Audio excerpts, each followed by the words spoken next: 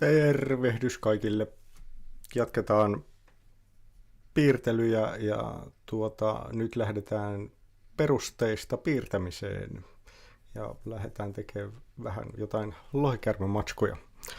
Hello and welcome, Tina. Hi, good morning, everybody, or good day, everybody. So I hope you've done your warm-ups. I've had to do a little project lately, and it involved drawing a chain. So you can do this with just your ellipses. So this is my warm-up sheet. Today, we're going to do dragons, but do your warm-ups, lots of ellipses and dragons. And we did our Celtic knots. It's important to just play, move your pencil.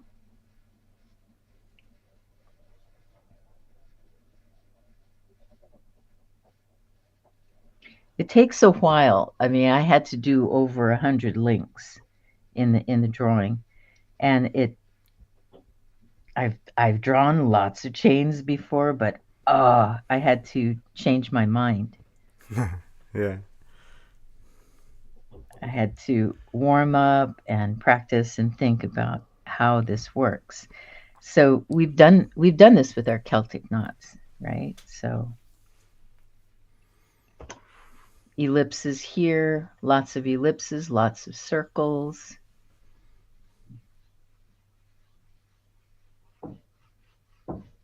Try to stay loose, relax, see what works, what doesn't work. Remember, the more lines you have, the more options you have.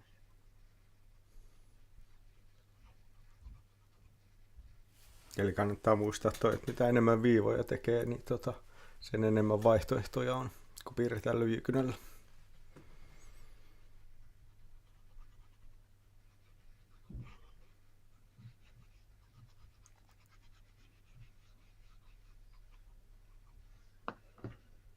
Then you can use this eraser and just press it, because when you do this motion, it eliminates. It really removes a lot.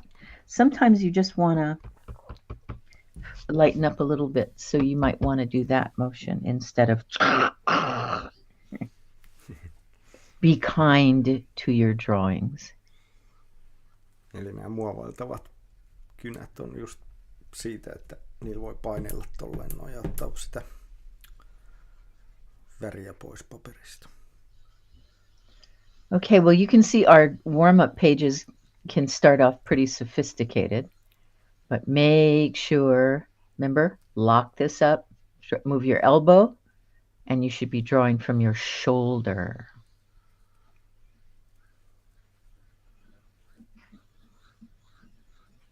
Okay, here we go.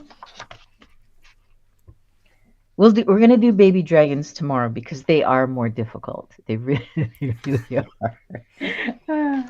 I was thinking about it, and it's like, let's just start with the big ones. Okay, so I'm going to make a diagonal ellipse.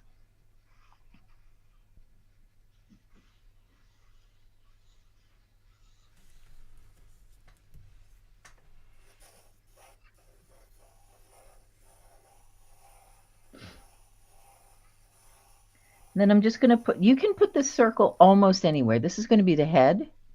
This is the body. This is the head. So I'm doing a lot of lines just because I want to get a feeling of volume. When we connect these things, okay, make a dot at 12 o'clock, make a dot at 6 o'clock. It's around, if this was 12, this would be 11, but this could be 12. So make a dot here and then a dot here. Now, most people just draw straight lines and it looks like a potato with a stick. No. We're going to use curves. We use our curves. So I'm going to come down and up. I'm starting here, go down, come up. Good. I should have flipped it around because most people are right-handed. This is, we can do it in either direction. Now, when I come down here, I'm joining the chest. This is the chest. Yeah.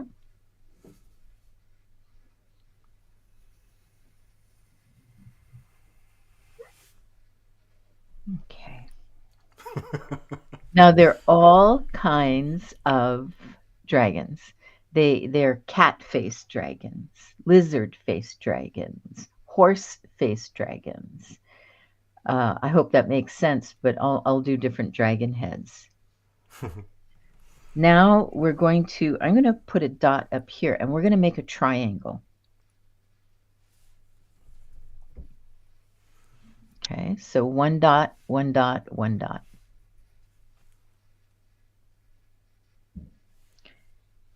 Now I'm going to start at the bottom. Can you move a little bit to center? Yeah. I'm starting at the bottom, and I'm coming up. Start here because this is the connection. If you start here, you're going to be a little, where do I go? Where do I go? I don't know. Wait. What happened? My light decided it was tired. I must have hit the timer by accident. Okay, so this is why I'm starting here. Because we don't know where am I going to go. But yes, I'm going here. So now, just like with our foreshortening and our road winding, we're going to get narrower and narrower. So I start on the spine. The tail is connected to the backbone. And now I'm going to go smaller and smaller and smaller.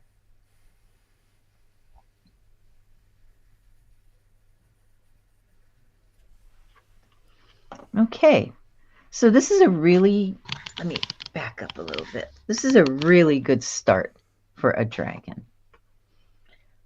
I'm going to focus on the head now. I hope this is on the screen. Yeah.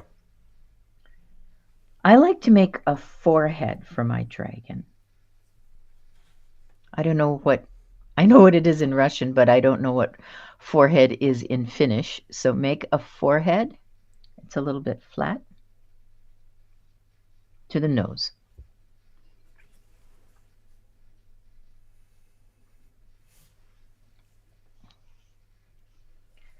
Now we can come here. We're going to create a jawline.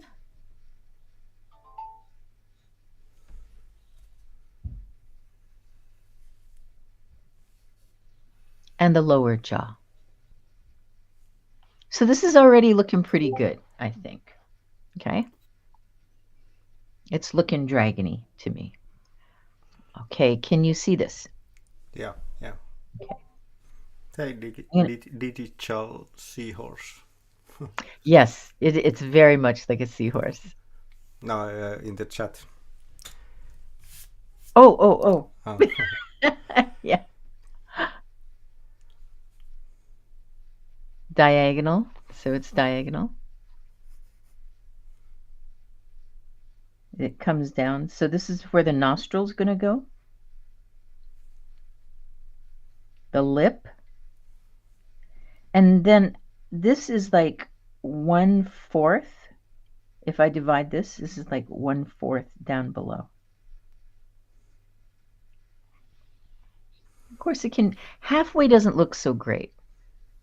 Okay, so it should be either 2/3 or 3/4 above and 1/3 or 1/4 down below. Now, if you want to open the dragon's mouth,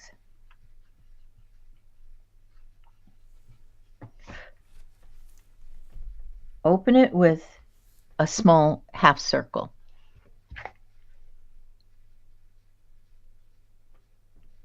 Okay.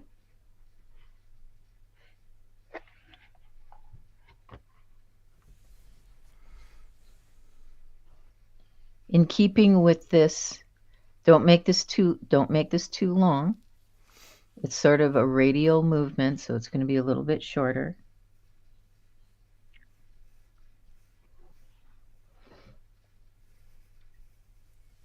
Okay, make sure it goes almost touches this circle here. If you make it too short, it looks awkward, and he doesn't look quite as fierce. Here's that nice jawline. Okay.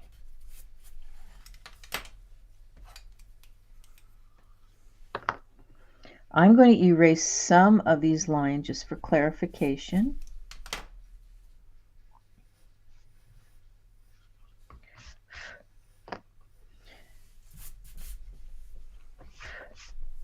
Here's the nostril. You can make your nostril any way you want. Now, I like to sweep up. So it's like a letter S, kind of. See that?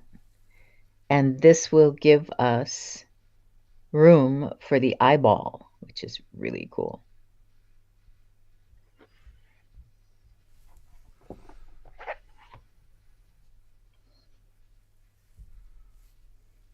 You can go ahead and make a complete circle lightly, then just draw in the part that you want to have exposed. So if you look really closely, you can see that I did make a complete circle. This coming down here like this is making him look fearsome. And then we're going to do a lower lid.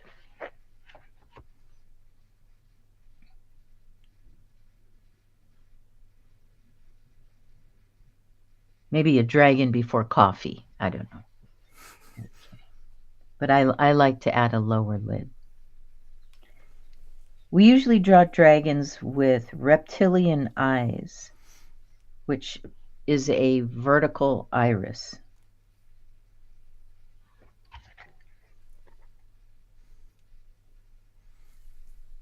Okay. Now I'm drawing this, whoop, out of focus. Come on, focus. There we go, focus. Now I think this is looking pretty good already. We're going to stop the head and we're going to move on to the body because I like to do a little bit and a little bit and a little bit. Draw your circles where the shoulder would be and where the leg would join. Okay, this is important so we can set up our dragon.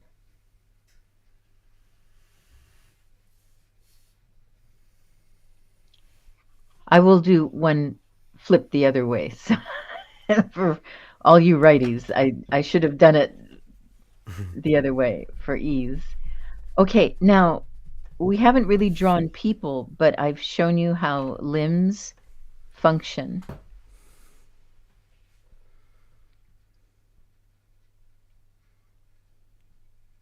Okay, wait.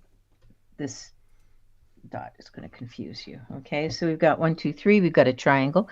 We have a shoulder. We have a bicep. We have the upper arm. And we have an elbow and to the wrist. This is how you draw dinosaurs too.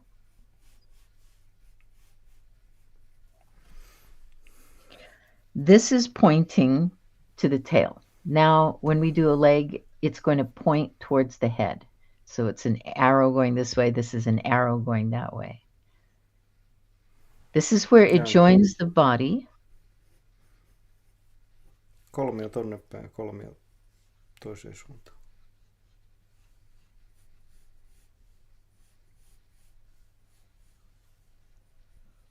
Make a knee. Go ahead and make the circle so you get that feeling of the knee. And then you have the lower leg.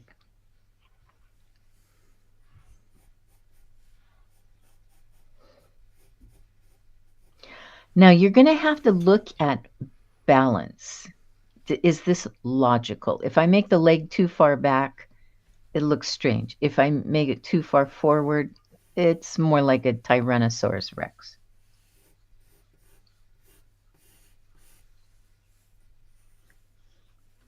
Okay, you can make a circle or an ellipse for the palm of the hand. Okay. I love this part. This one is definitely going to be a horizontal ellipse.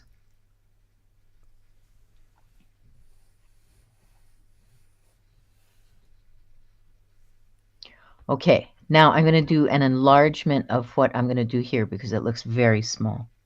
So am I on screen here? Yeah. Okay.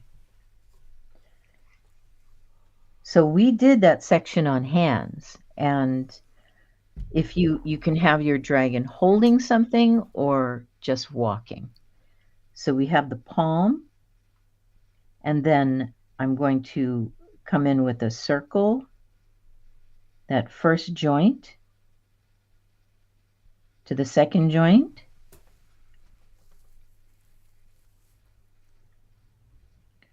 to the third joint, and this joint is going to be a ball, a circle, with the claw.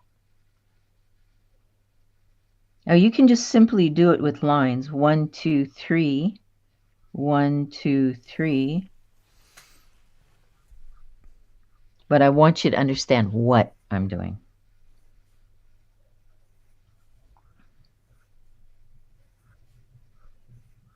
So again, if you notice, I start at the body. I don't start out here. I start in here. So we connect and keep connecting. So large, smaller, smaller, smaller.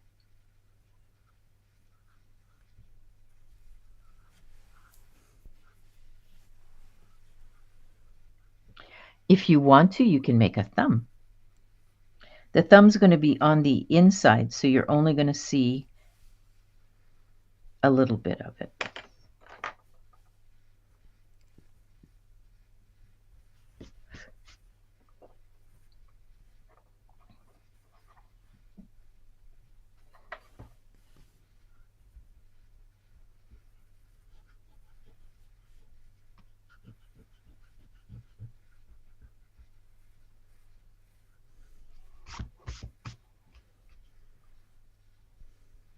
Yeah. Okay.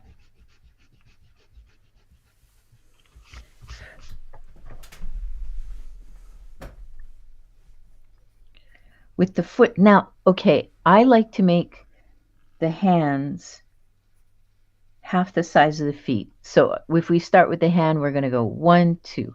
It's going to be a nice big foot with a claw going back.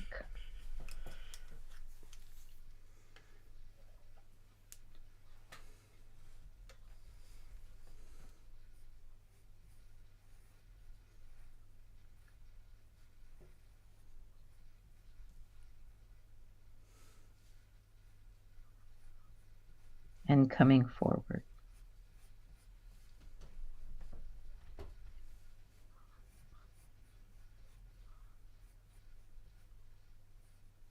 Same thing, just longer, because it's got to support this big thing.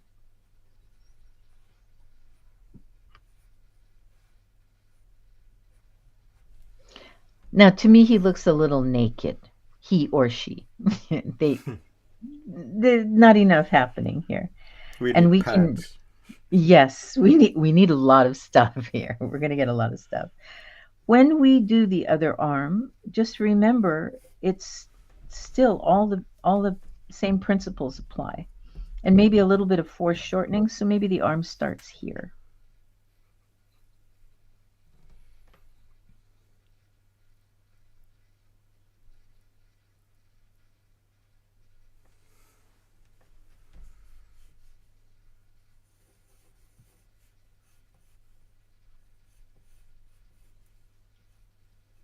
I like to make my dragons holding things. So here is, and then the claws are going to go up, right? Because his paw is turned. So the thumb is here, and then the other claws can just come around. You just see a little bit of the claws there.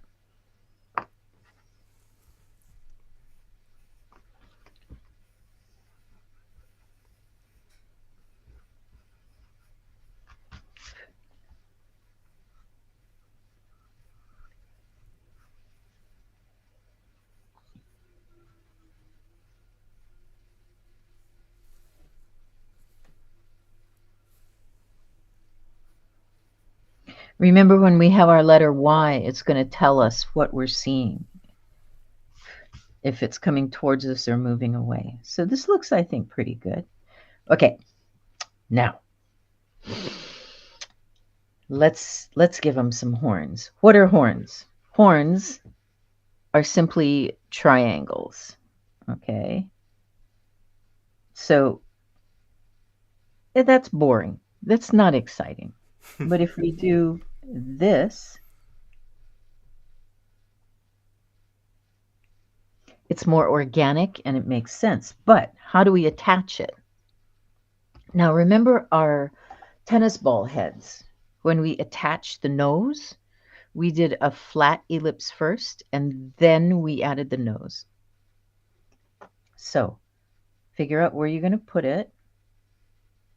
Start with that ellipse that is flat against the head.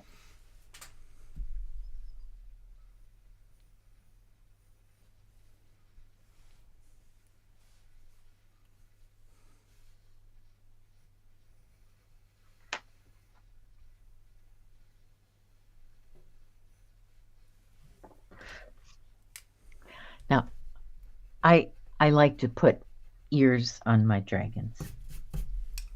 You can just put a little ear hole, or you can have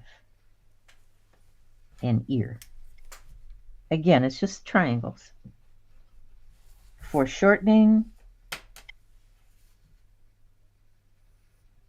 overlapping, some twisting. Let me sharpen my pencil. Get a sharper pencil. Where are you? Let's go with this one.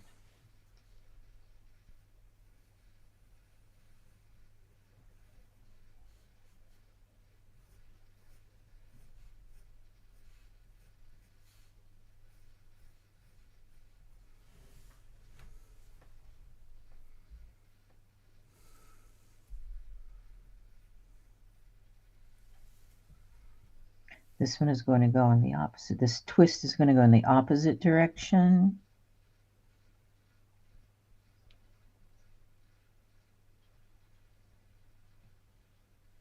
I just made the same.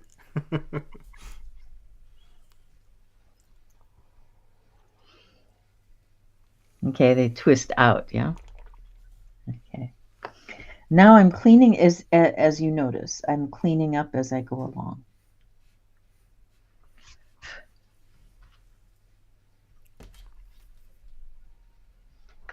He still looks very naked.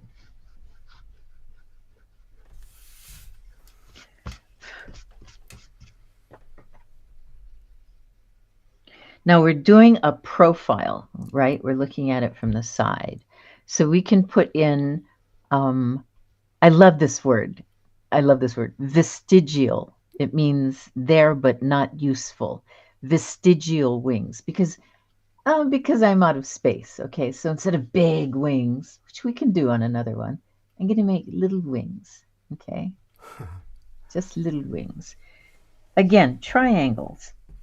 It's going to attach on the body, not up here, but on the body.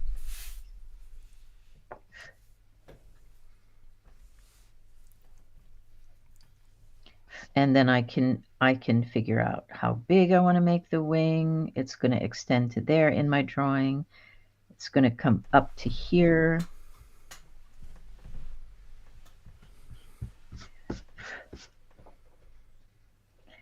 I'm not going to make straight lines.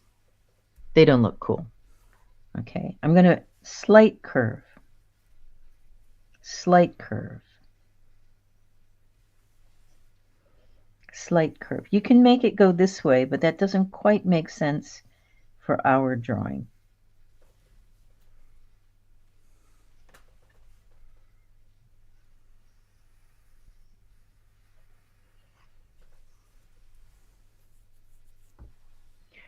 Now, bat wings are extensions of mammal hands.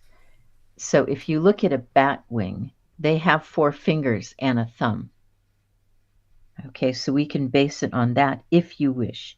But you can make it any way you want. It's your fantasy animal. So you can put a little hook if you want, a little thumb there. And then the structure.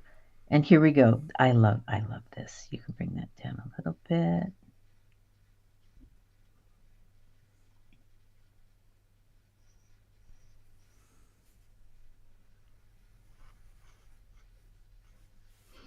And we have our gorgeous wing.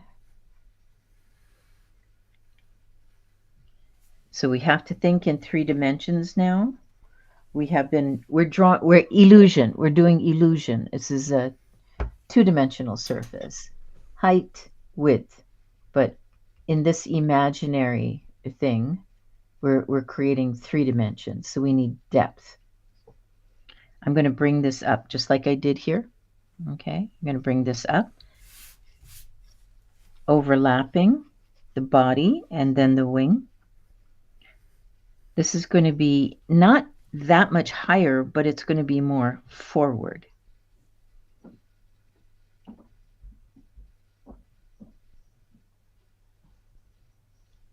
So these can parallel or they can be a little farther apart. You can spread the wing a little bit this way if you want.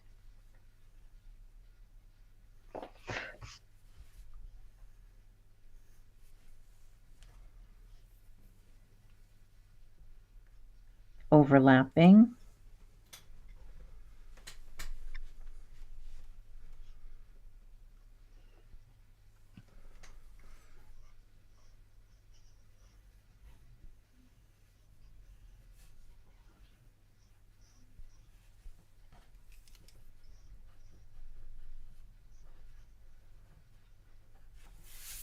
And then I like to add a little thickness here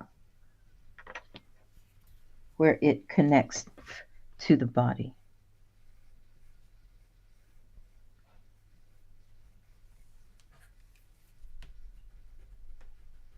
I'm adding a little skin wrinkle here, and I can add a little skin wrinkle here.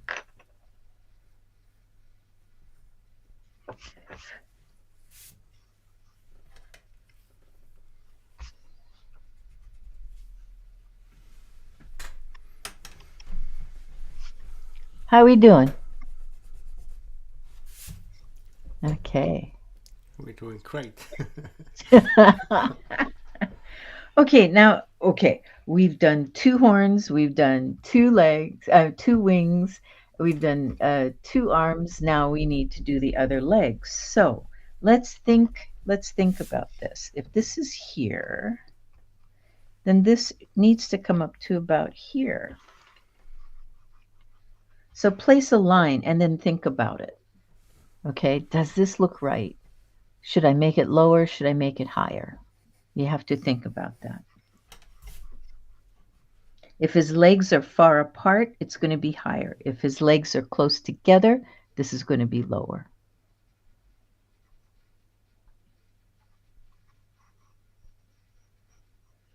Slightly forward.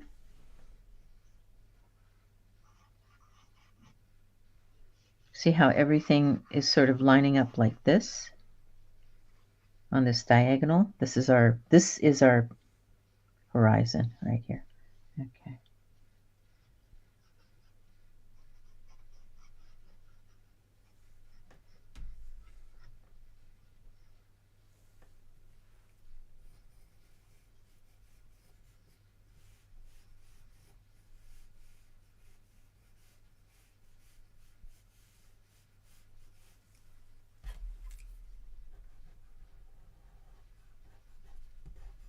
And maybe I can see this little claw, maybe not. And I'm going to shade it in.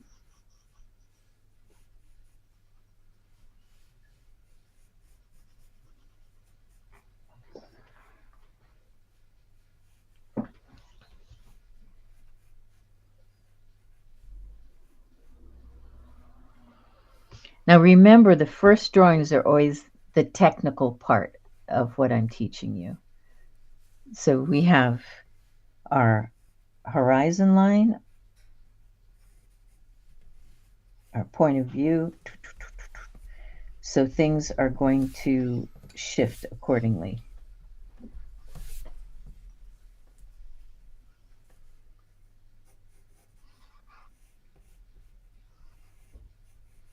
Yeah.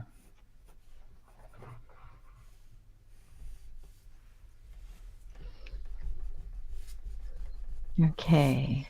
Ready for the next step? Yeah. Okay. You have to decide on the type of back dorsal decoration you want. Do you want it low? Do you want it high? You have to decide if you want like a flaming tail.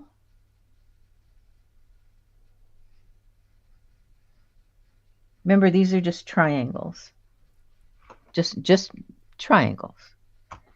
We can now make him look pretty fearsome by using this flame pattern.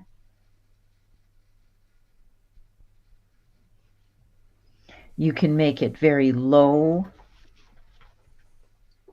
So let me show you on the babies. Oh, here we go. So this is the very first baby dragon I did, which we're going to do tomorrow. And you can see I decided to just use little tiny flames. Almost a stegosaurus pattern. Yeah. This one simply has little bumps.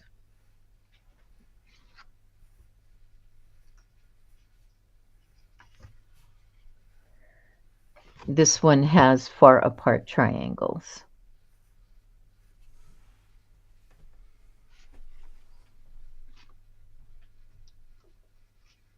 Again, with flames in mind. Yeah, we all think of fire-breathing dragons.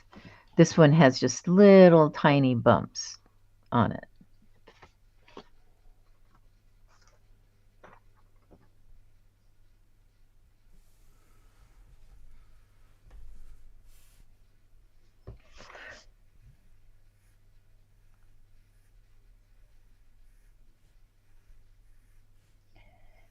The way animal dorsal things go, they usually start off smaller, and then as they get towards the back, they're larger.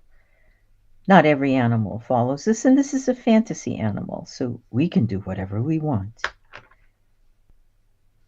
It's my dragon. This is what I want my dragon to look like.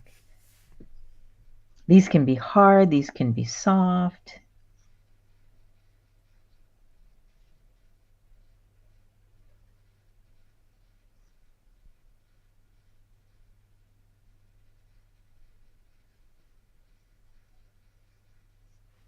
They can be regular, they can flop around, whatever you want. Usually they get smaller on the tail.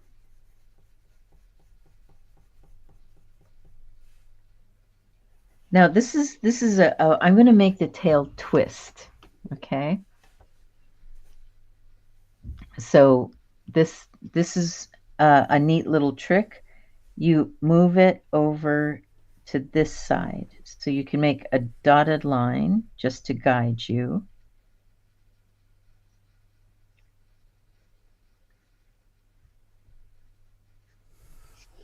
And this gives it a lot of depth right here.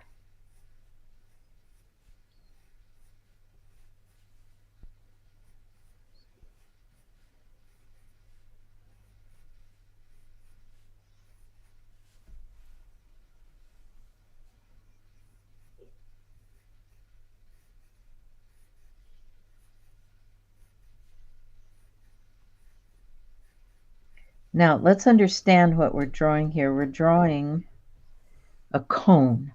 So we want this illusion of roundness, right? About everything. Everything is going to have some roundness to it.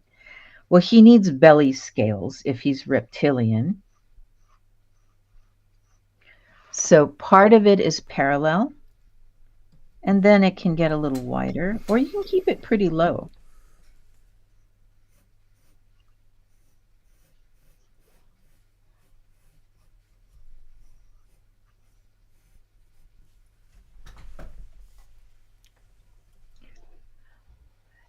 This is going to, I love this. I love all of these. I just adore dragons. Okay, so this is what is going to happen here. Am I on camera? Yeah. Okay, this comes out. You see, this just comes out a little bit like a shingle on a roof. So diagonal, and then I'm curving. Make sure, don't go straight. It's organic, so make a curve. You can set up all your curves first and then go back. Okay.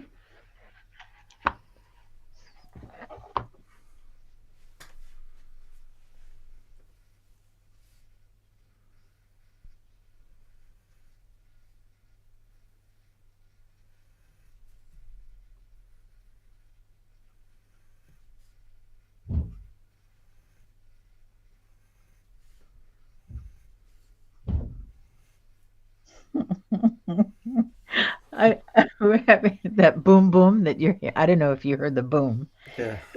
It's our front door. There's something wrong with our door, and it's really hard to open and close. Somehow water got into it, and it's been painted and everything, but it's swollen. So I have to pretend I'm a fullback on a football team to close the front door and opening it. So I'm keeping my muscles getting in and out of the front door.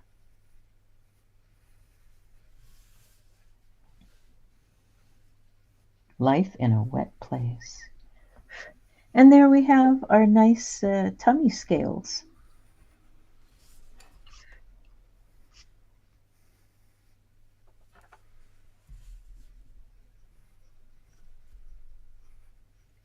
So I like to just keep putting in a curve.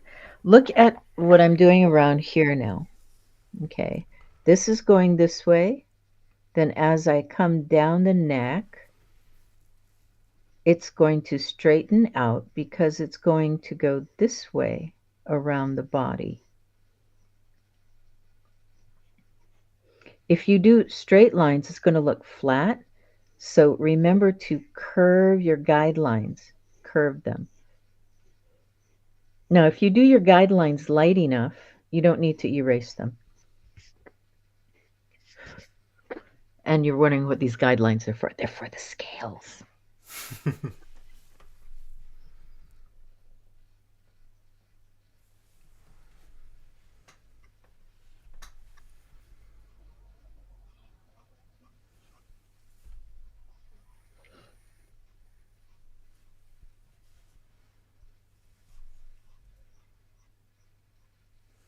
Okay. Scales. You can have pointy scales. Oh, he gave him some shorts. Yeah. We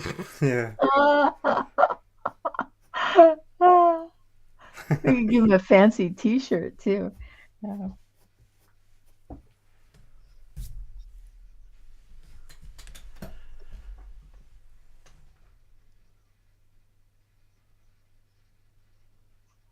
I do follow, you can either follow human arms and muscles, or you can look at Komodo dragons or any kind of lizard and study the arms and the movements, and you'll see these wonderful little creases and muscles, their tendons and ligaments.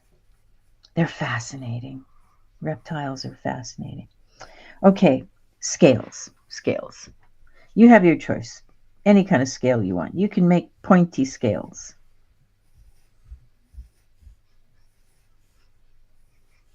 You can make very smooth scales.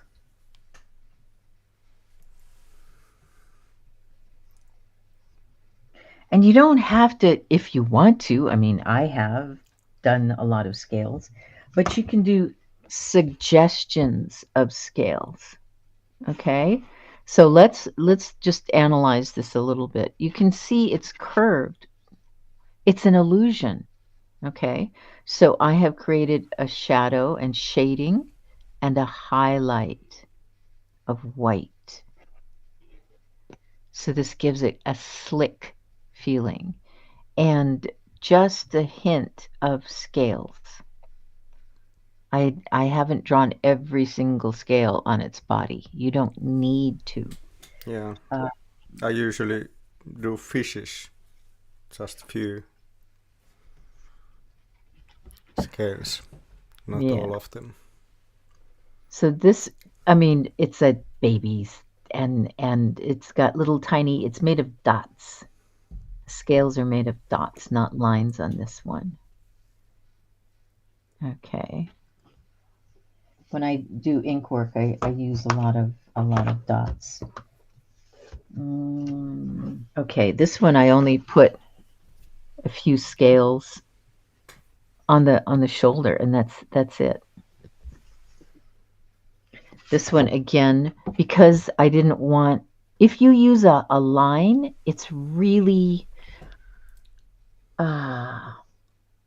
attractive to the eye, and I didn't want the scales to be too important. If I made lines, it would become too important, and my eye would look at the scales, not here. And I wanted, it's balance, right? It's not overdoing it with the scales. So I can come in with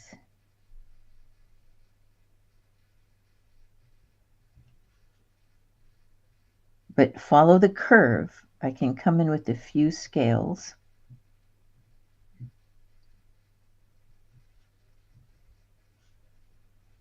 Scattered across the body.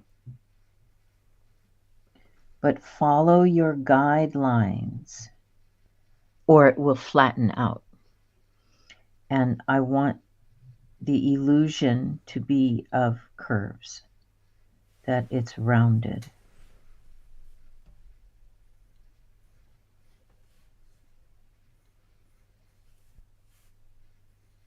Again, you can see I'm using a scripting line. Remember we covered scripting lines?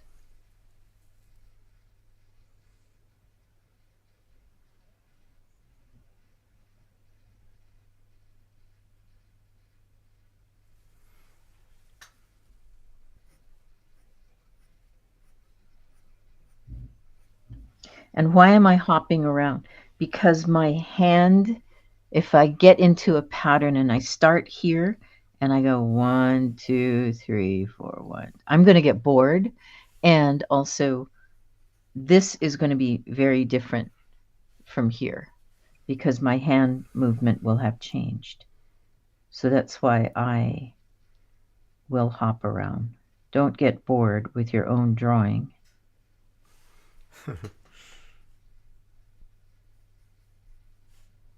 And your line will change, so you're spreading that difference all over. I hope you can translate all of that. I don't know.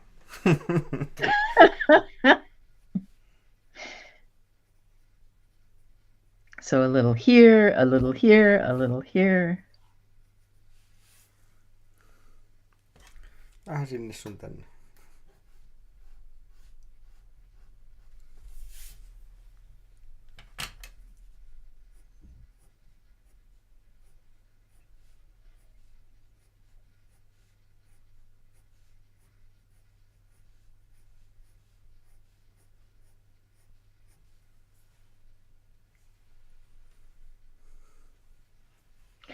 Now I pretty much make scales all the same size going over. They don't get large here, and they might get smaller here, but here I can just put in a suggestion. And it's almost like writing a letter when you're doing scripting.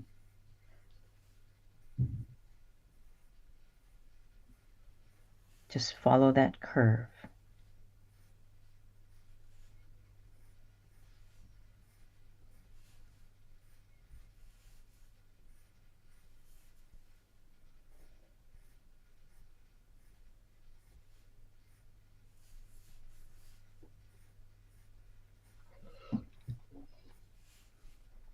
So actually we end up, covering quite a bit of territory in a short time.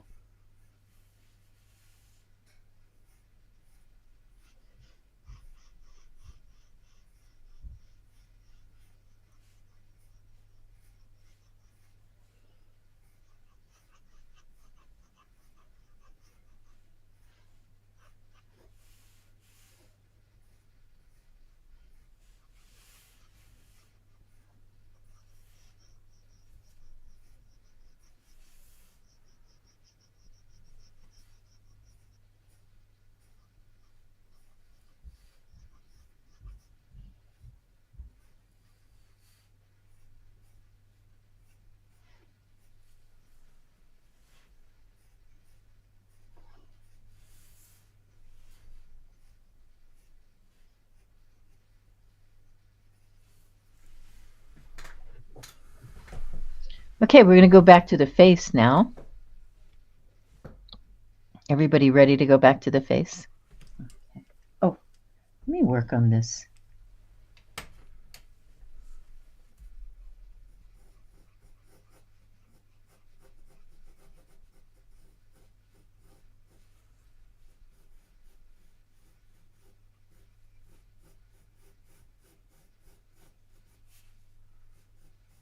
I want it to be a sphere.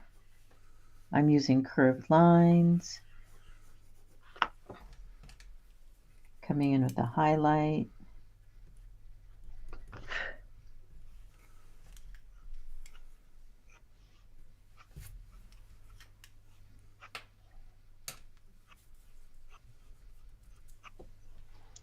Little magical whatever. And his face is a little bit boring, so I'm going to use this curve, curve, curve, curve, curve.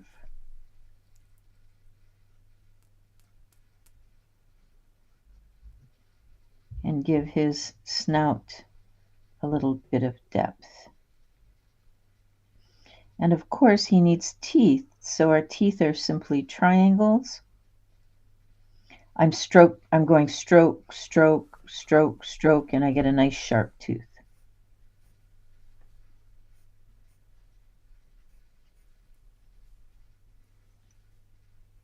And a tongue.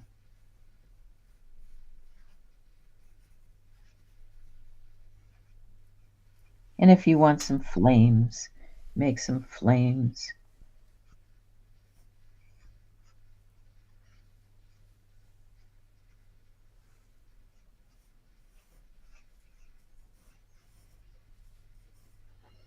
And some smoke.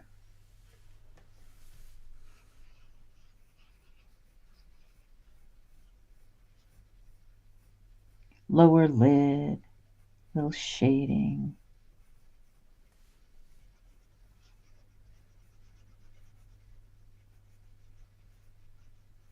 If you want something to look round, use curved lines. If you want a flat area, use straight lines.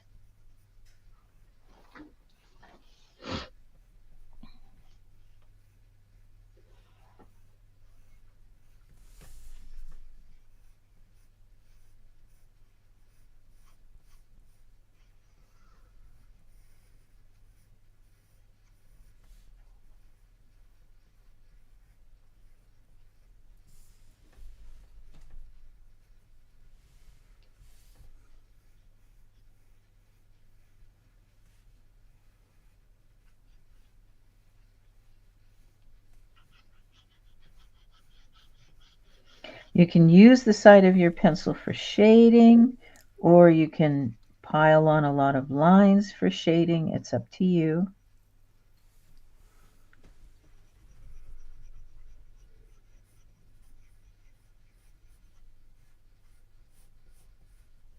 I'm using cross-hatching here.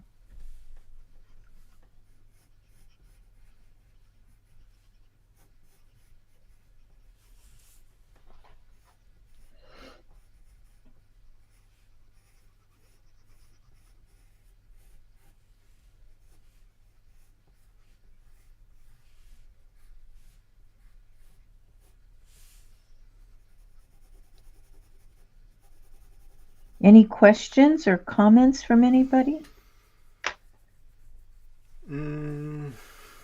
Daniel has posted quite a lot. Oh, and said? Dragons would look pretty silly if they had coat eyes. I don't see many dragons wearing clothes, come to think of it. Oh. Can you imagine being a tailor for a dragon? Yeah. A little bit scary. Because it has a tail. So.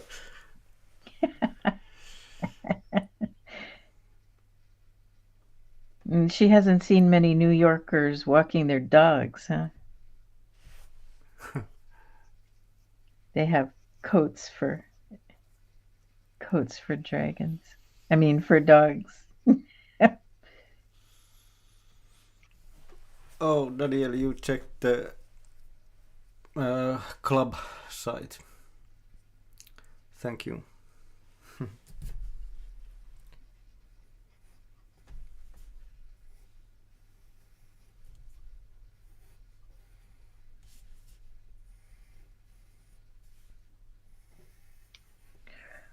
Okay, I want to do another dragon facing the other direction for all you righties. It might be easier, and we'll try a different pose. Are you ready for dragon number 2?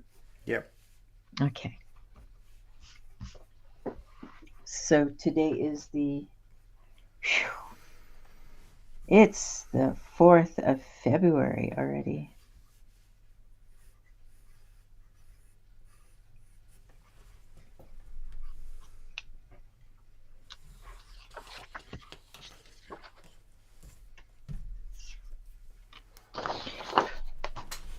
Daniel said, I've seen plenty of dogs in clothes for sure.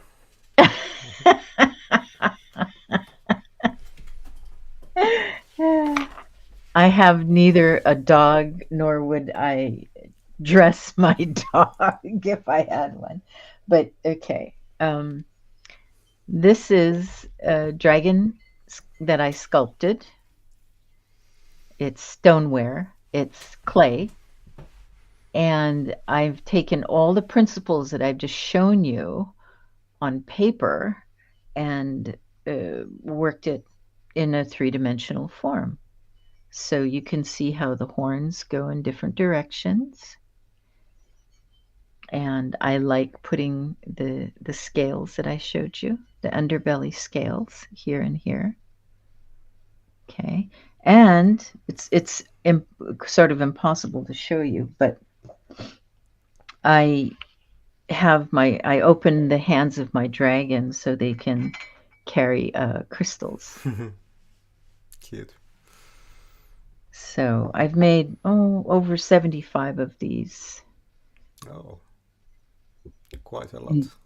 Different sizes, like some are really small, but this is a perfect size to sculpt. It's very easy to handle. And here are the toes. So all the principles that I've just shown you, even the under eye lid. Okay, I didn't add ears to this one. Sometimes I'll make them have ears, but this was the first one I'd done in like 5 years, so it was a bit of a rush. I only have 3 hours in the ceramic studio that I've joined, so 3 hours a meeting. You have to work fast. Yeah. Okay. Tervehdys Katio. All right. Well, now let's just take a different pose and a different kind of dragon. And I'm going to draw it very differently. Like we started off with the ellipse. I gave you very technical things. But you can start off playing with spirals.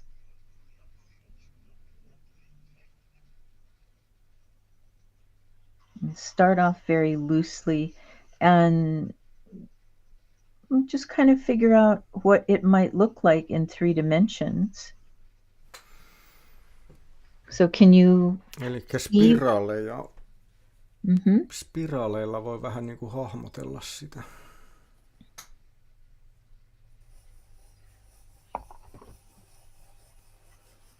And place the legs. If you're thinking in 3 dimensions this way, you can see it take shape, just like a ball of wire.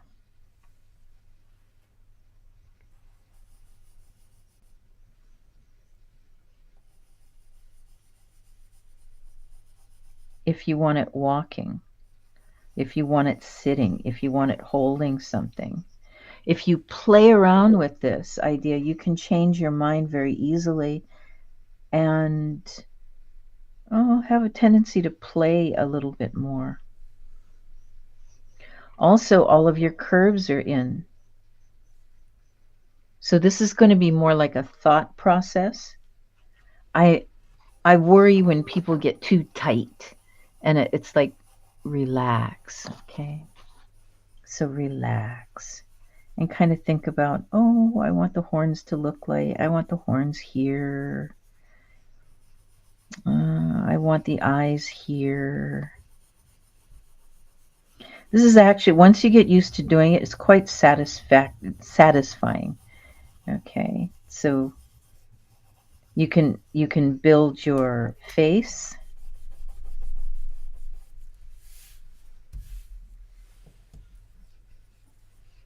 It's blurry. Oh no. Okay. It's not. It doesn't have enough to focus on. This is more like a horse.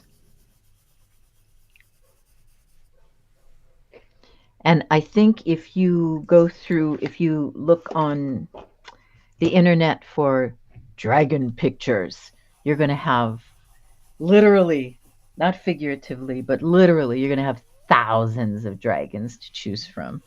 And you can see if it has a reptilian face or more like a horse face.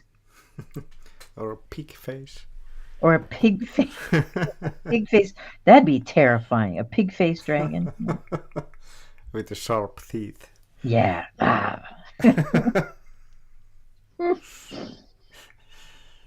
And that's the fun. This is the cool part of drawing. This is absolutely the coolest part of drawing. People get terrified and they kind of go and they choke.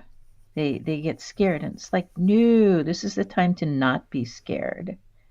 Nobody's telling you what to do. Danielle, did you see the seahorse I made a while back? I used coloring pencils.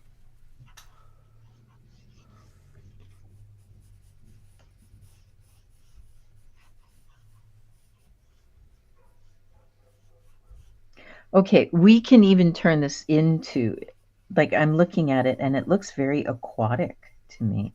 And it almost, in a way, I could turn it into like a bull with these horns. But then I'm looking at this and it's like almost an ocean type body.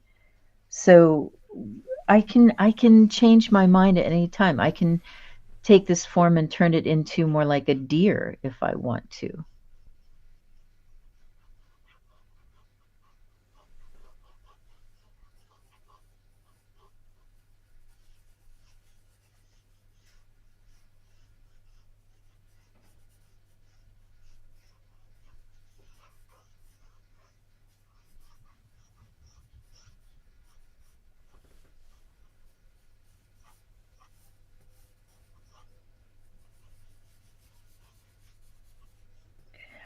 I can change the pose anytime I so desire. I can bring the leg up this way.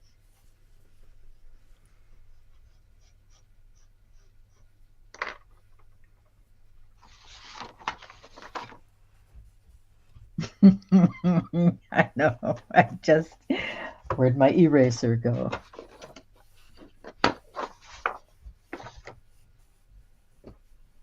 Are you hiding under here? Did I drop it?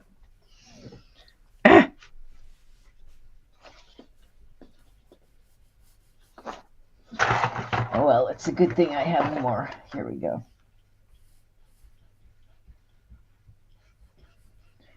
The point I'm making right now is you can change your mind at any time if you draw very loosely like this. Yeah, and just have fun. I have duck legs.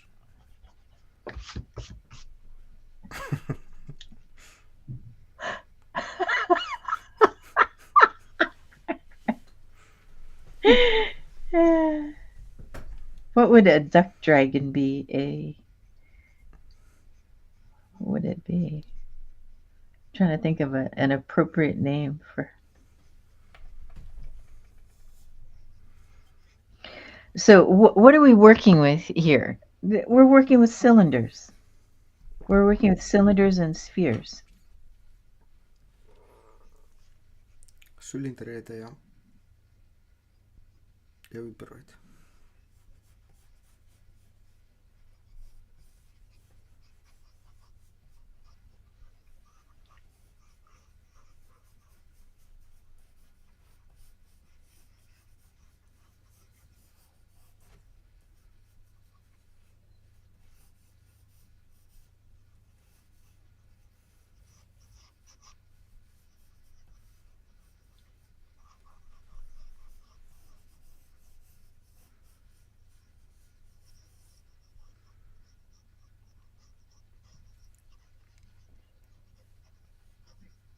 Hooves you can study. Hooves on any kind of horse. It's a trapezoid. The bones come in. It's like a spring-loaded. They bounce. Okay, so this collapses really easily, and this is the movement of a horse's hoof. So I don't know if you can see that. Okay, but we can change. Remember, it's our animal, it's our dragon. We can make the legs very delicate. We can make the legs heavier. Deer have different hooves, so you can have deer hooves, you can have horse hooves.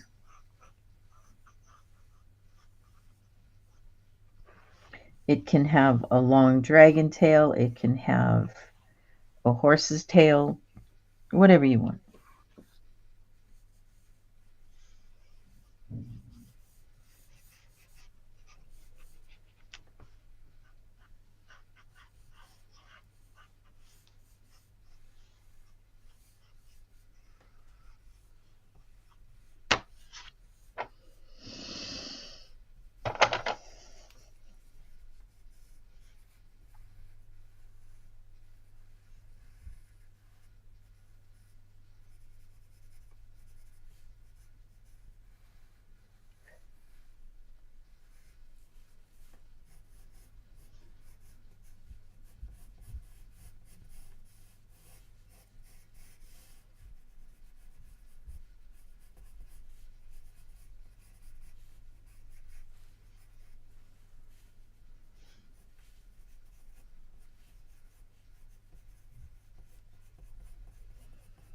The Japanese mythical creature called a kirin is a combination of a deer's body, a dragon's head, and a horse's tail, I believe. And that's pretty wild. Yeah.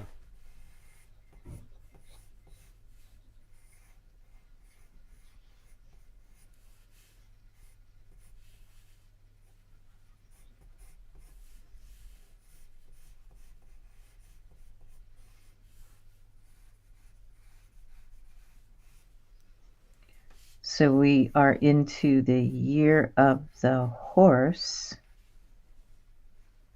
and I think I already shared this. Let me put you over here. I'm running out of space. No matter how big my desk is, I run out of space. So.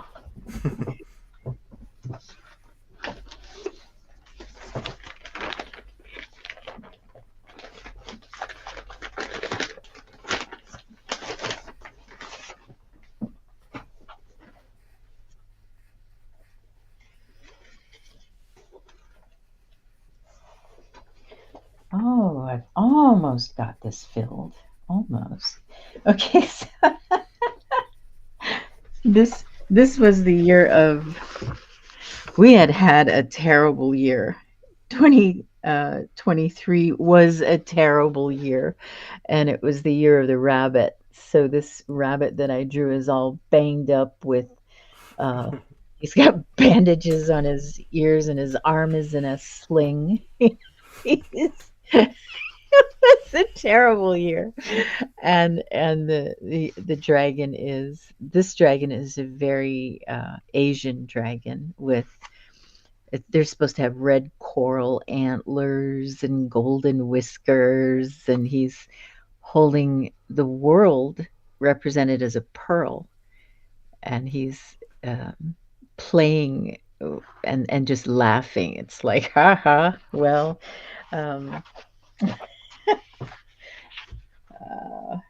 let me see how the dragon left. So this is how I represented the dragon leaving the end of the year and the beginning of the snake. And so you can see, like, the scales were pretty important on this because I didn't want any background in it. Yeah. So the texture, and then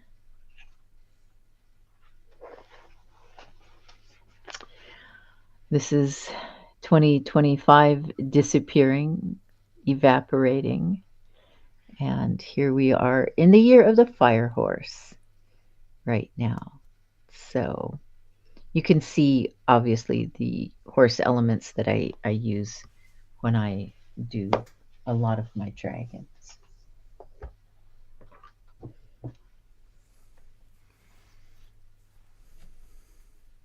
So Danielle, are you drawing along with us?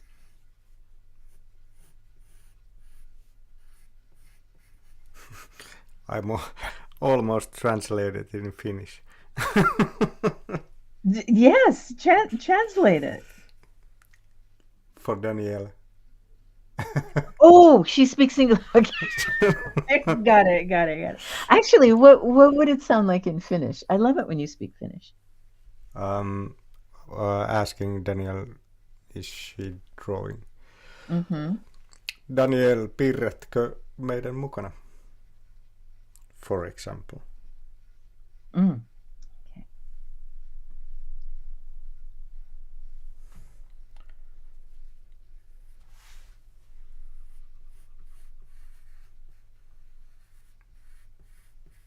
Or kuka piirtää meidän mukana? Who's drawing with us? Not at the moment. I'm not. Says Danielle.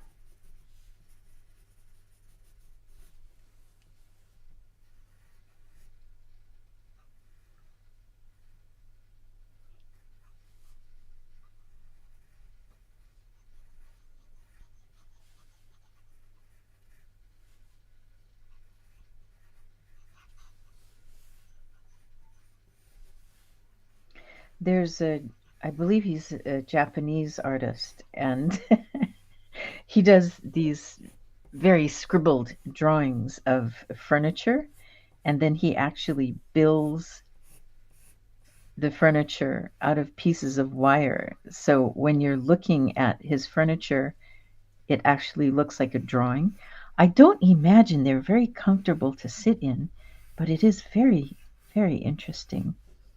So you could actually construct a creature out of wire or reeds, willow branches,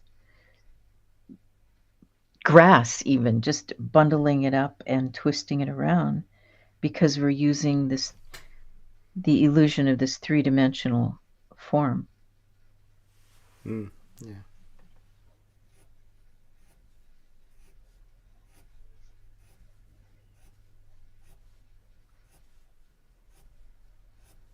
So I suppose, we can dragonize anything. I can come in with the body scales. I can change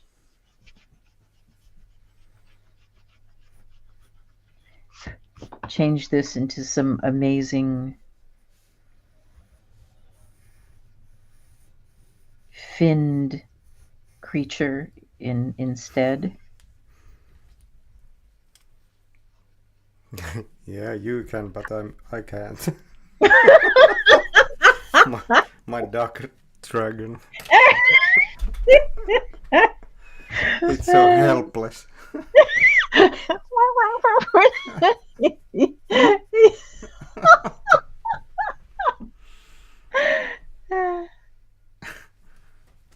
That's hilarious.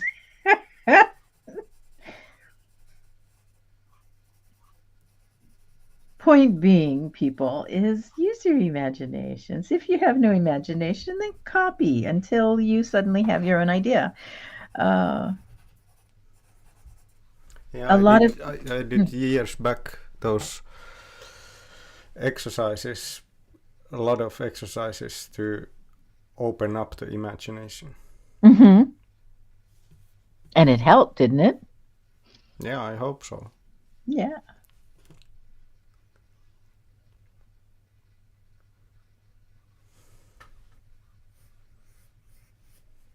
Oh, I'm going to share something totally off the wall.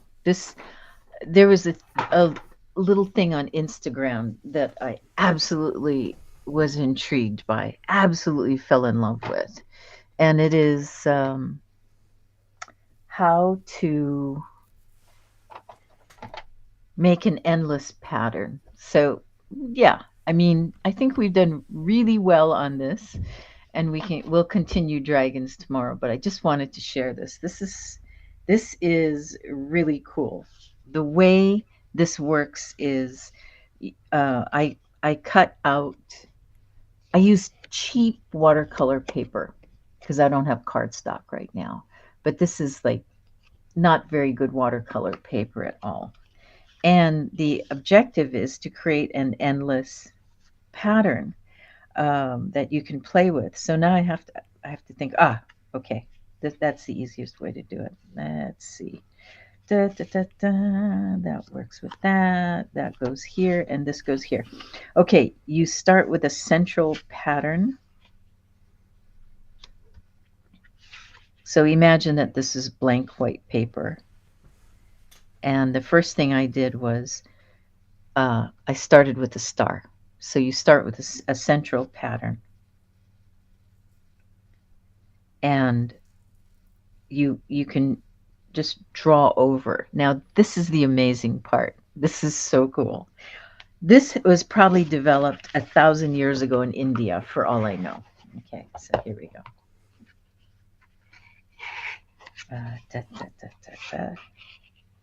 Okay. Now, when you start with a central pattern, then you draw around it. Okay, now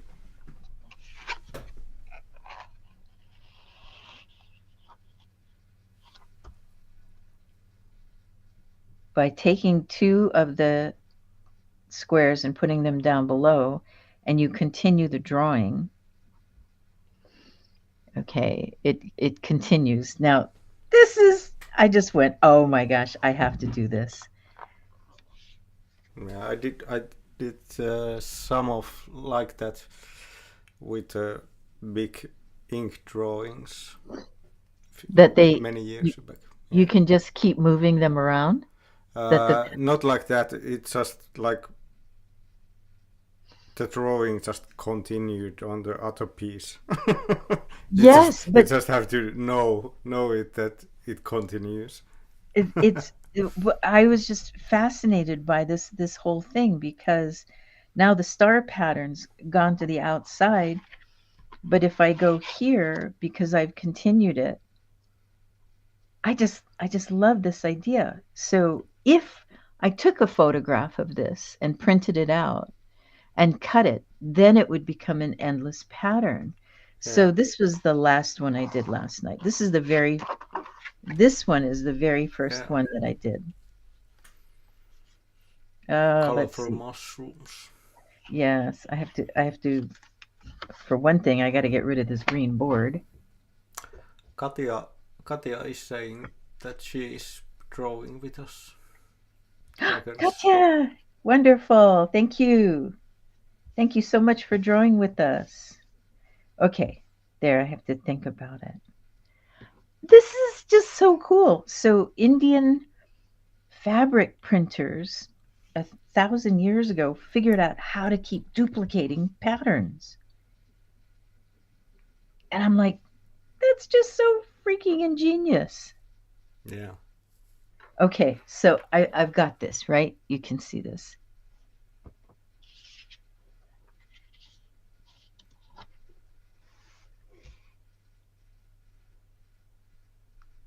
And this goes this way. Now, if I take these two, it'll work on this side.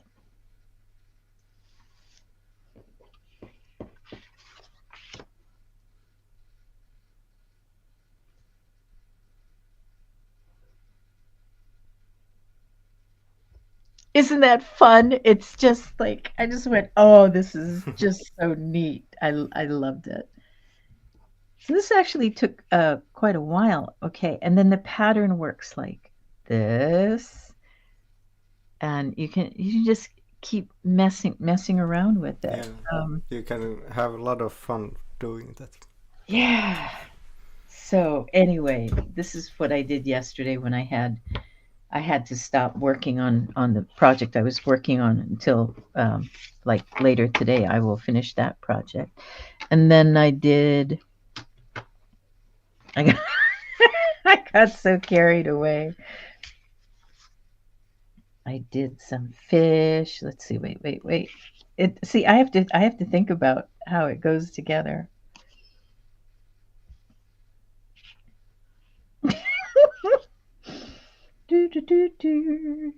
I can't remember. It's not a matter of remembering You anything. could also do like you have this one piece. I'm not sure if it's working. Like you have the fish, and other piece is the fish like this, and then you make another piece, and it continues like totally different, but it fits. They fit. Well, this will fit. And, I just have to do think the about fish it. to do the fish like here, so it fits. I don't know. It could be fun to try out. Yeah, this was. I mean, I really had to think about it. How does this work? And the trick is the amazing. Wait a minute, that's not right. Come on. There. The amazing thing, the whole trick, because I had to really think about why it worked and how it worked, is you just keep focusing here. You draw here, and then you move, and then you draw in the middle again. So that's the middle. And then that's the middle. So I wanted each square to be interesting unto itself. Yeah. And then I was thinking, well, that's a little bit boring, but if I add color, that's going to be interesting. And then because I love fish, I just adore goldfish. They're my favorite. And there it is again. And I was just like, oh, this is so cool. So yeah, I got the idea. She did it with crayons and a daisy design, really simple. And I can't help but be curious about how things work. I love looking at other artists' work. So, and then the last one I do, well, I like owls, and I wanted to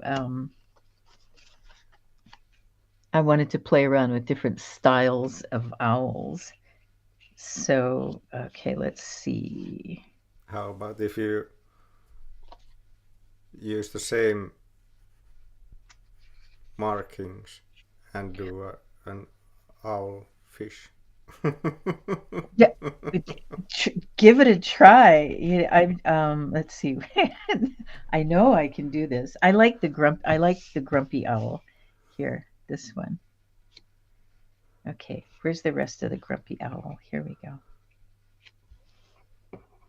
And here he is. So, when you look at it, like that's an important part, but it doesn't look important until you place it. And but this was the first one I did. So he goes here. And then he's here. So he's really hard to see at first, I think. The grumpy owl is the easiest one to see.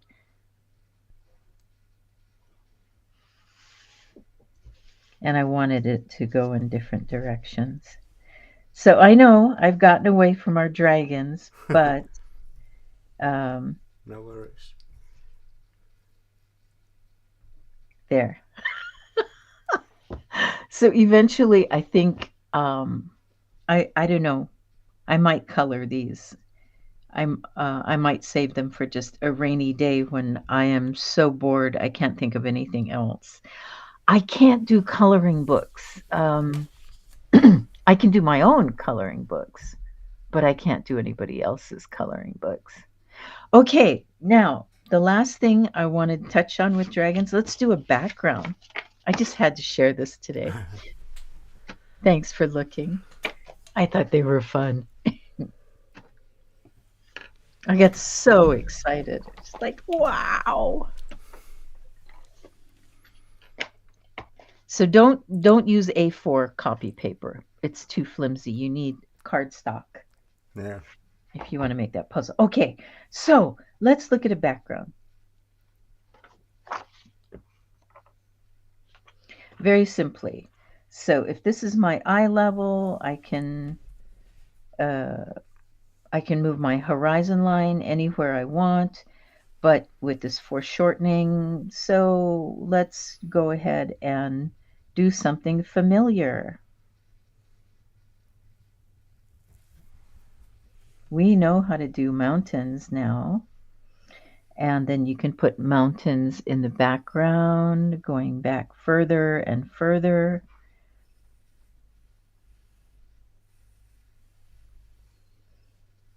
We can just add a background that we've studied.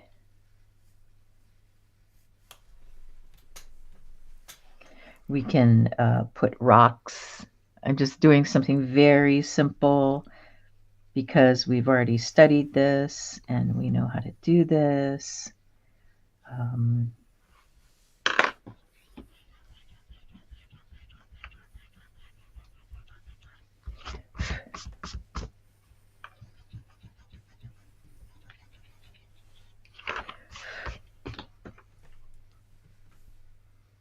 Now, for any of you who work with children, this is quite doable. You simplify. You don't do all the shading. Don't do all the fine pencil line work. They can do that on their own. They will figure it out. It's pretty amazing what kids will come up with. So if you, let's say you want to make mountains very far away, you see how that worked? I just made a mountain really, really far away, and I can put snow on it.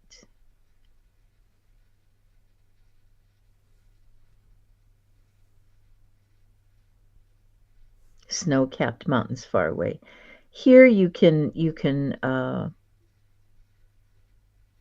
just put in some textures. You can play with the light source like we've done in the past. We've done all of this before. You can put him by a river, just like we did before. Okay. You can even have the river coming by him like this. Just this simple line. Go ahead and drop in maybe an edge to the water.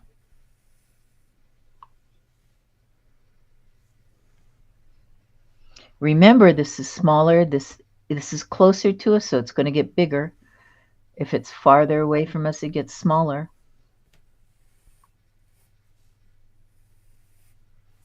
Eli taas muistaa toi, että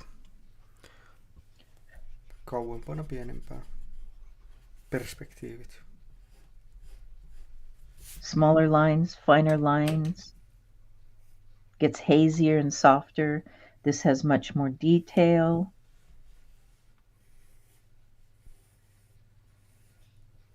This has less detail, finer lines.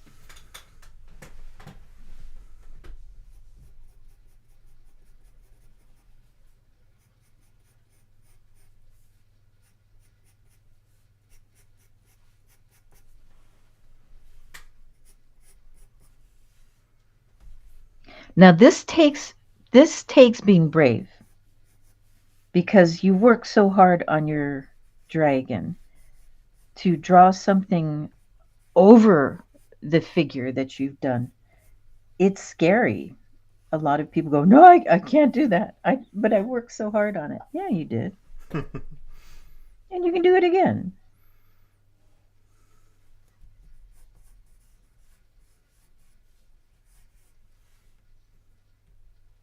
We can work in color, but if I'm going to work in color, I start in color.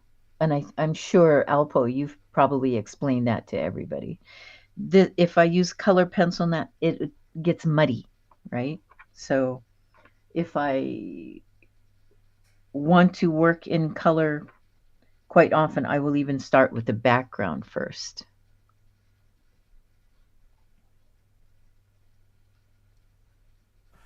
Niin, eli jos tekee väreillä, niin so you're saying the pencil smudges the color.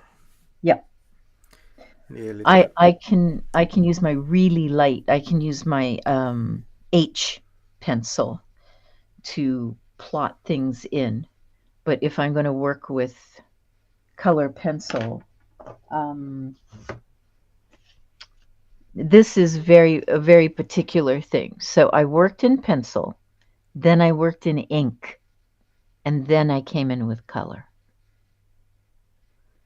But you can see how I was using the color for shading, not the pencil, but color pencil for shading. Yeah.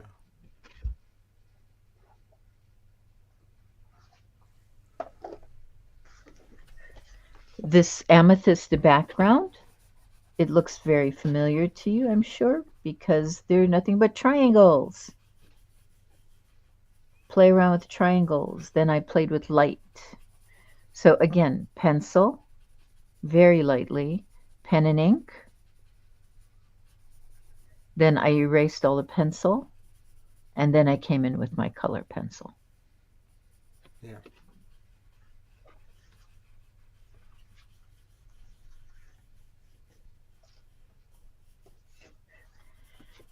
This little animal actually exists. Let me see if I can get it in focus. There we go. This is a real live dragon. It's about this size in real life. And I can't remember where they're from, but they exist. They're real. They're so cute.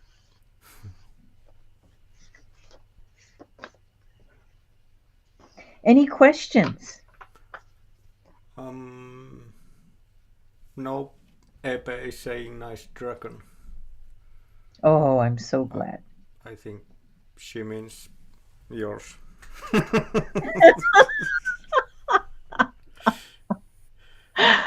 I like your duck dragon. It's pretty funny.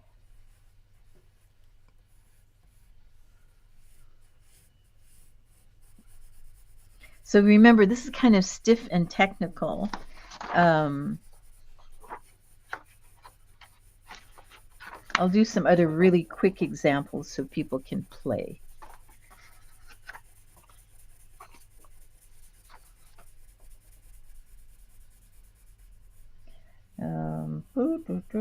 Wait, wrong pencil.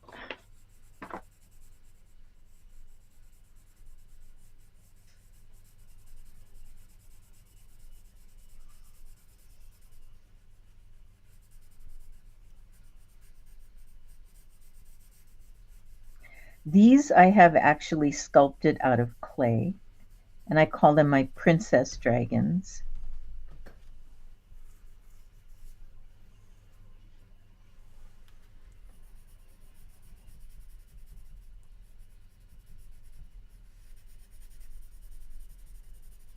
Am I on camera? Yes. Okay.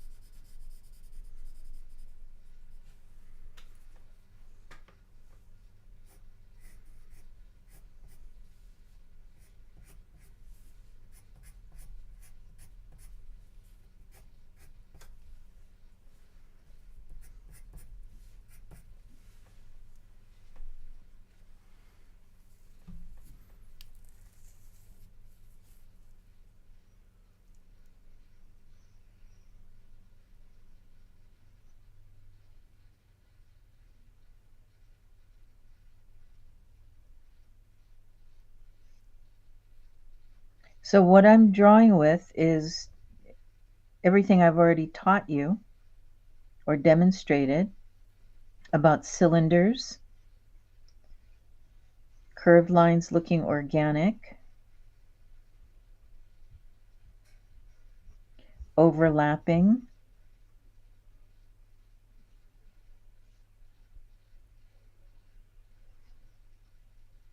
these two actually physically took a little while to engineer because I wanted the arm in the right place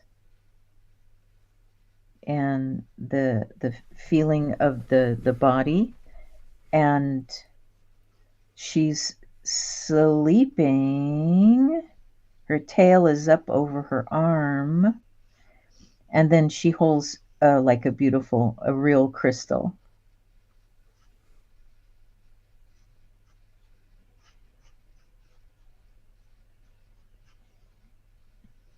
So if you're not careful, this can look like a pile of caca. So we really have to be conscientious about all appearances.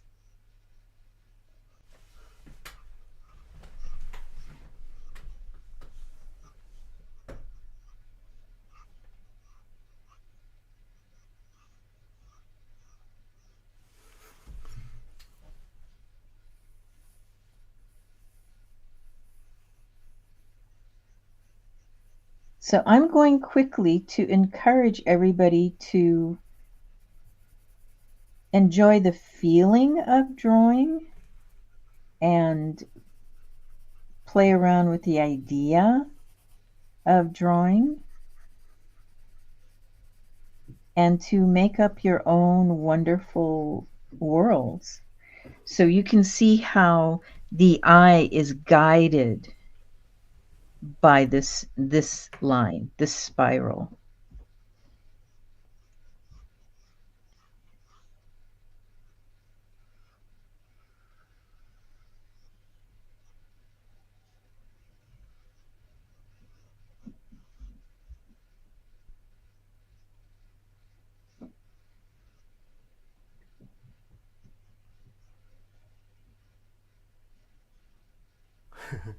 Wood truck dragon.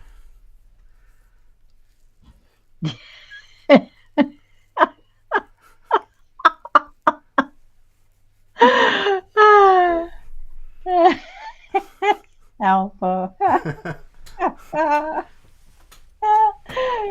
Well, you were talking about it, so I just... Yeah. This is not a tiny dragon.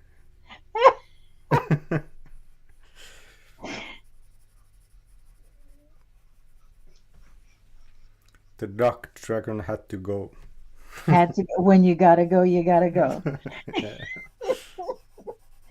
Okay, so see how these lines are guiding the eye to tell me where to look and to create the illusion this is right at me and from my point of view center, and now it's curving in the other direction. We've used this on eyelashes, we've used this on bodies, we've used this on trees. So this illusion again here, these are straight, these are curved, these curve in the other direction. This is how we get volume.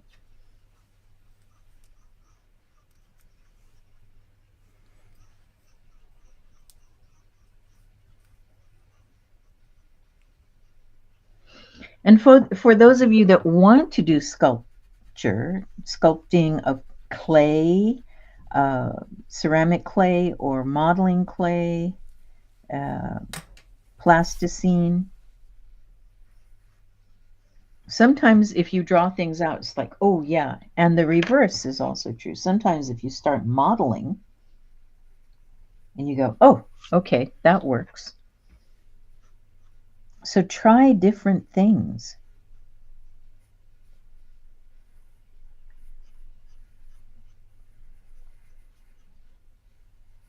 I'm using straight lines because I want it to be very flat and angular.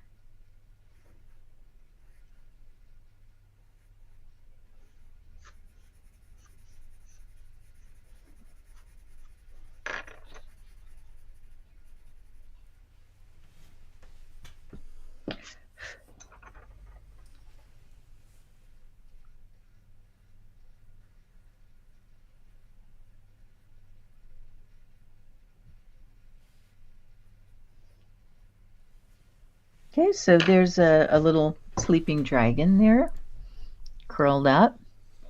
I'm thinking about one of my old sketchbooks. No. So tomorrow, you want to introduce a little bit of color? I can actually do a little color here now too, but that gets pretty involved. Color's a whole another game. I mainly want, for these lessons, from basic to intermediate. This is an intermediate drawing. This really is, because you're thinking about different dimensions and point of view, perspective. Where's the horizon line? A lot of stuff is involved. So, okay. Any immediate questions about this? About what we did today? Anybody? Onko kellään mitään kysymyksiä? Kysyttävää?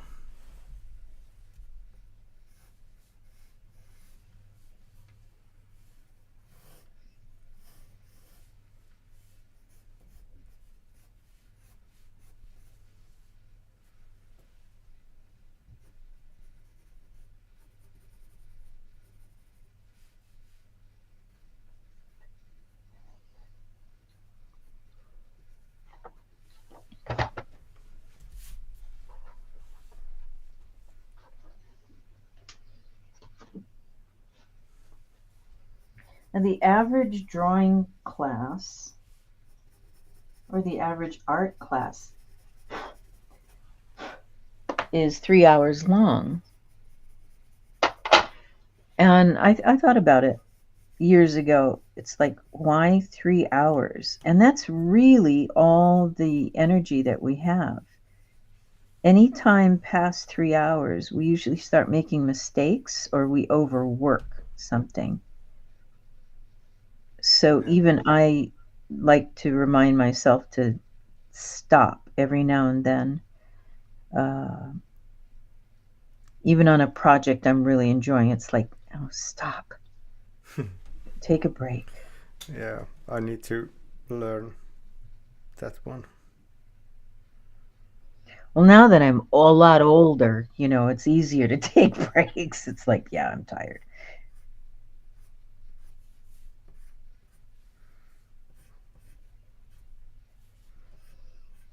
I've started so many new projects again that I just get so excited and I forget the rest. Mm-hmm. I just work. It's crazy. Well, when I was younger, yeah, I had the energy to do that. But even then, it's just like, stop, back away is more to the point. It's like back away from the project and see what's working and see what's not working. Yeah, it's interesting when you take a break, you see differently what you've been working on. Mm-hmm. Oh, that's absolutely true. Sometimes there's a glaring mistake that I've made. I can't see it until I take a break. Like, it's like, Tina, how could you do that? That's so incorrect from what I was trying to achieve. The elbow's in the wrong place, so it's good. It's a good process. Remember, anytime you want, I know. Okay, anytime you want to make something flat, you use straight lines. And anytime you want to... So let's look at what I'm drawing right now. I'm drawing a trapezoid. It's demonstrating foreshortening. So this part of the pillow, I'm going to make a pillow. This part of the pillow is farther away. So the lines are coming in here. Eli puolisuunnikas.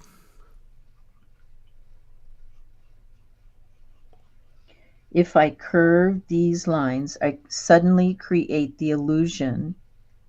These are very simple lines, but they're curved. And they're curved in a radial way to the center. Eli kaarvat viivat taas tossa, niin tulee toi tyynyefekti tossa.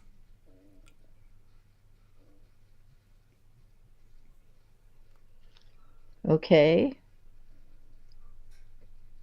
So now we can create the illusion of a cushion and some luxury.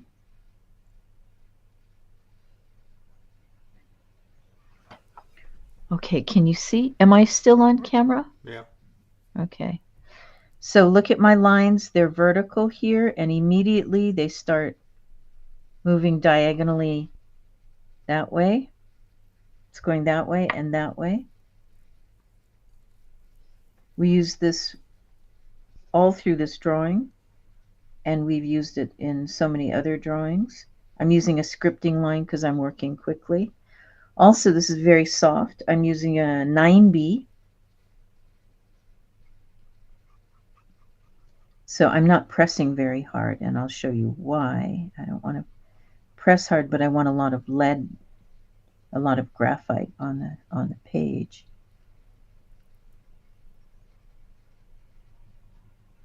If I want to create something like satin, satin has highlights, so it's dark and light.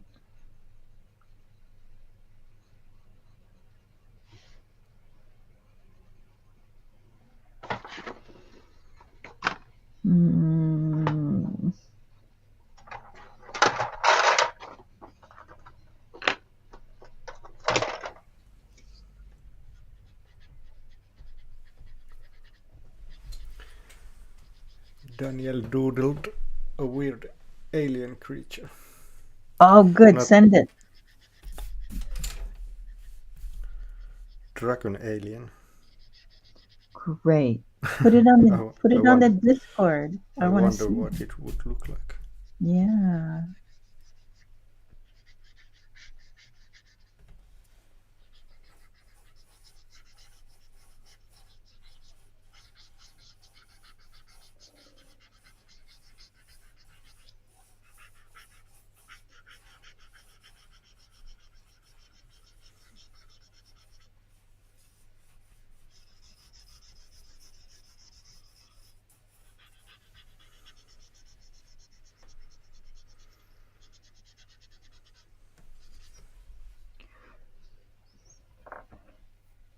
So in color, this would be, if this was red, this would be a very dark red. Then I might use just white up against it, or leave it white to create that sharp shininess that satin gives. So again, observation. We have to observe the outside world. Sometimes the mouth works, sometimes it doesn't.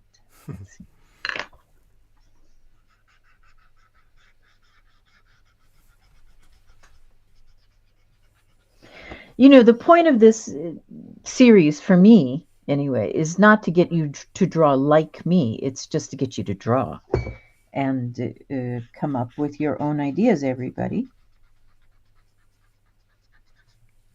Eli löytää se oma tyyli piirtämisessä.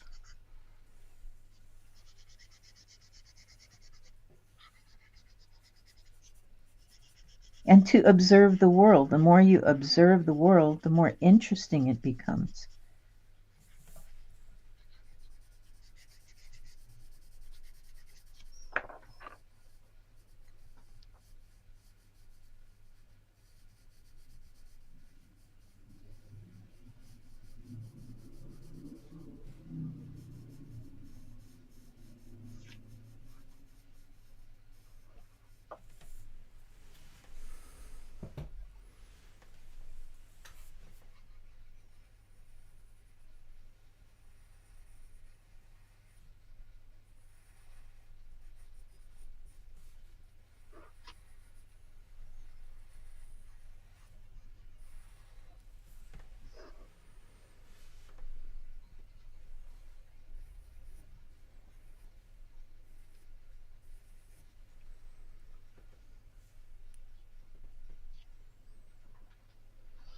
Okay, I could spend another 3 hours on this drawing, okay, by using different weights of pencil thickness and line density, and making sure the scales all go in the right directions. But underneath, before I start doing all this wonderful detail, I want to check and make sure it makes sense to me, and that it's doing what I want it to do.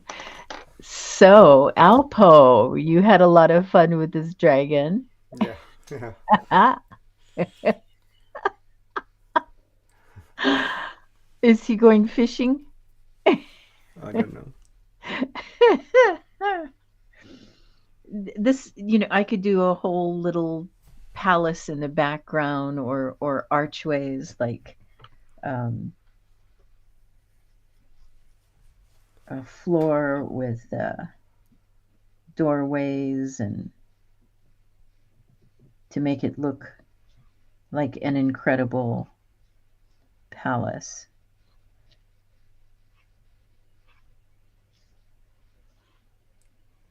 And now we've done all of this. We've studied all of that. Okay, we did our vanishing point, and our vertical and our horizontal and diagonal lines, how they lead the eye. So this, any drawing can go on and on and on. Okay, thank you so much. I hope everybody enjoyed this, and I'll see you tomorrow. Yeah. Okay. Yeah. All right. Thanks. Yeah. Bye. Thank you. Huomenna jatketaan. Hei hei kaikille.